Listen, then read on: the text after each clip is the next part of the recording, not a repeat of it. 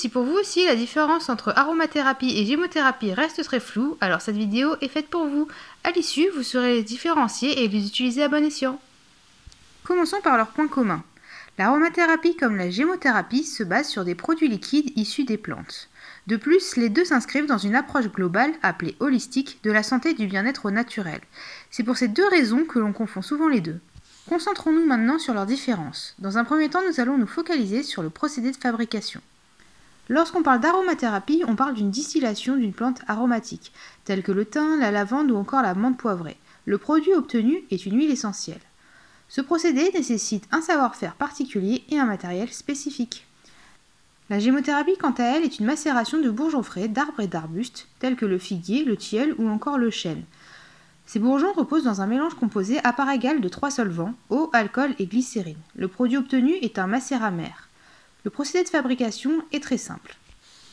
Je souhaiterais ici attirer votre attention sur la quantité de plantes nécessaires. En aromathérapie, par exemple, il faut 1 tonne de thym pour extraire l'équivalent d'un flacon de 20 centilitres d'huile essentielle.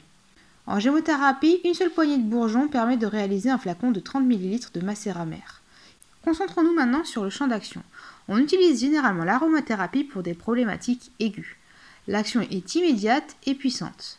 L'aromathérapie permet de soulager les douleurs et mobilise les forces du corps pour œuvrer contre les symptômes. La gémothérapie, quant à elle, s'utilise généralement pour des problématiques chroniques. L'action s'inscrit dans la durée. La gémothérapie permet de drainer et régénérer les organes et fonctions du corps qui souffrent. Bien évidemment, les champs d'action décrits ici sont des généralités. Nous pouvons utiliser l'aromathérapie pour des problématiques chroniques et la gémothérapie pour des problématiques aiguës. Toutefois, chacun des procédés a sa force et c'est ce que je souhaite souligner ici. Venons-en maintenant à l'utilisation. L'aromathérapie peut être utilisée en interne, en externe, par voie olfactive ou encore rectale. Elle nécessite d'être particulièrement renseignée sur les voies d'administration, les effets secondaires et les contre-indications. La gémothérapie se prend par voie interne. Il existe quelques exceptions, je pense ici par exemple au cassis, qui peut s'appliquer par voie cutanée. La gémothérapie a peu de contre-indications et peu d'effets secondaires. Pour mettre en avant ces différences, nous allons prendre un exemple avec l'arthrose.